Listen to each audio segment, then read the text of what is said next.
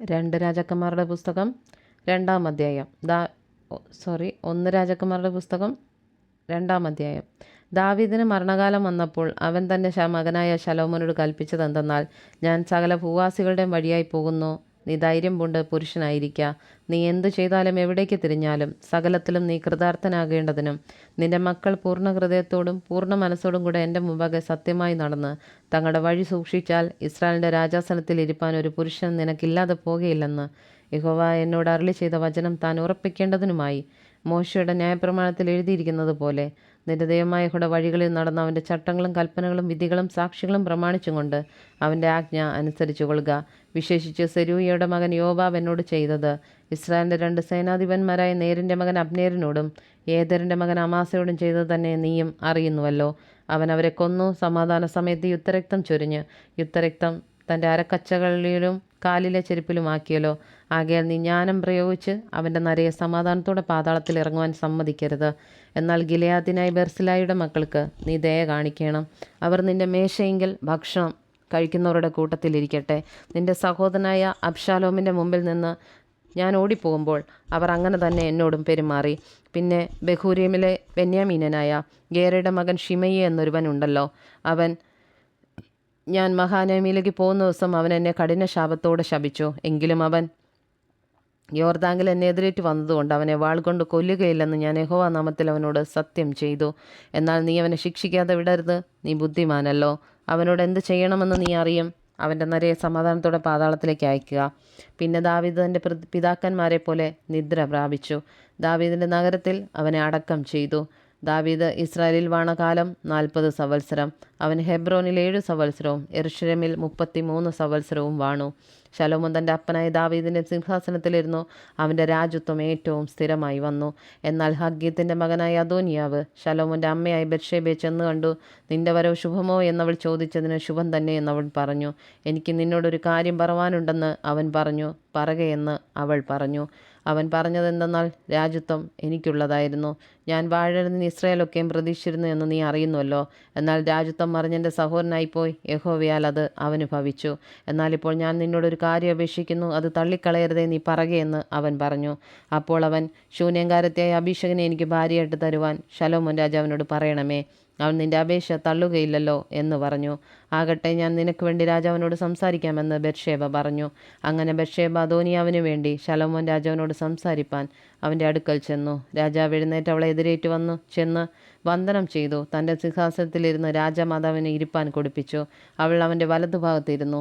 ഞാൻ നിന്നോടൊരു ചെറിയ കാര്യം അപേക്ഷിക്കുന്നു, എൻ്റെ അപേക്ഷ തള്ളിക്കളയരുതെന്ന് അവൾ പറഞ്ഞു.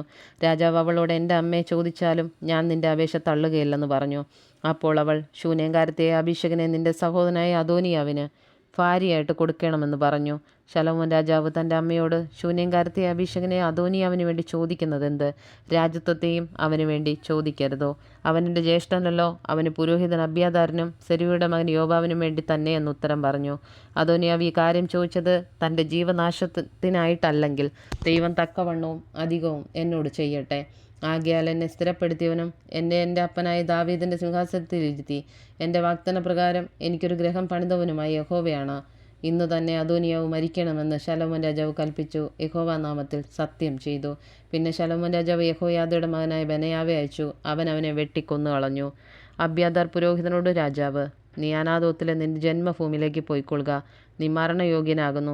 എങ്കിലും നീ എൻ്റെ അപ്പനായി ദാവീദിന് മുമ്പാകെ കർത്താവ് യഹോവയുടെ പെട്ടകം ചുമന്നതുകൊണ്ടും എൻ്റെ അപ്പൻ അനുഭവിച്ച സകല കഷ്ടങ്ങളെ നീ കൂടെ അനുഭവിച്ചതുകൊണ്ടും ഞാനിന്ന് നിന്നെ കൊല്ലുന്നില്ലെന്ന് പറഞ്ഞു.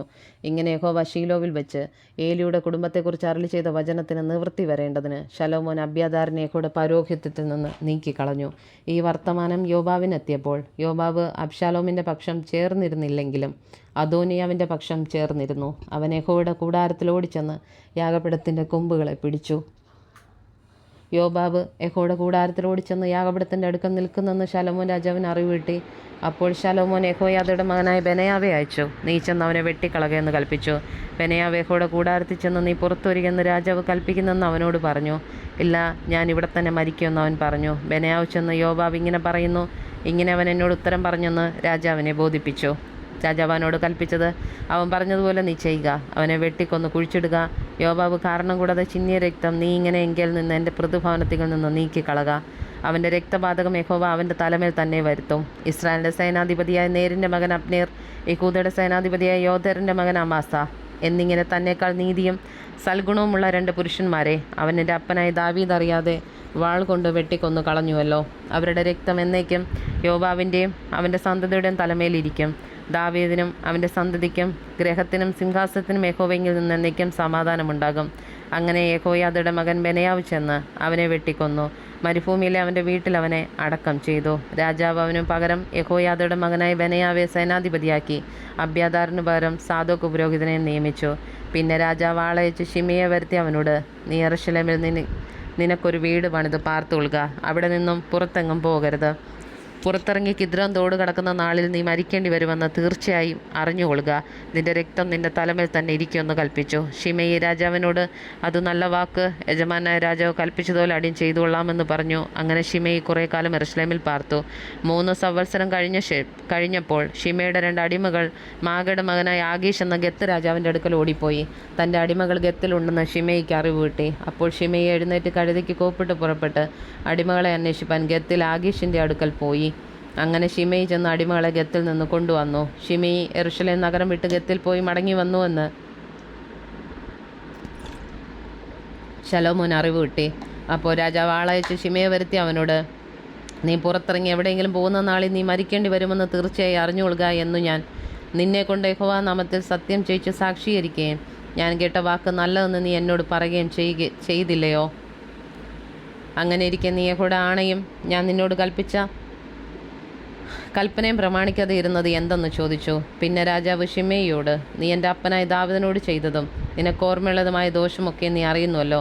യഹോവ നിന്റെ ദോഷം നിന്റെ തലമേൽ തന്നെ വരുത്തും. എന്നാൽ ശലോമോൻ രാജാവ് അനുഗ്രഹിക്കപ്പെട്ടവനും ദാവീദിൻ്റെ സിംഹാസനം യഹോവയുടെ മുമ്പാകെ എന്നേക്കും സ്ഥിരവുമായിരിക്കുമെന്ന് പറഞ്ഞിട്ട് രാജാവ് യെഹോയാദയുടെ മകൻ ബെനയാവോട് കൽപ്പിച്ചു. അവൻ ചെന്ന് അവനെ വെട്ടിക്കൊന്നു. അങ്ങനെ രാജത്വം ശലോമോൻ്റെ കയ്യിൽ സ്ഥിരമായി.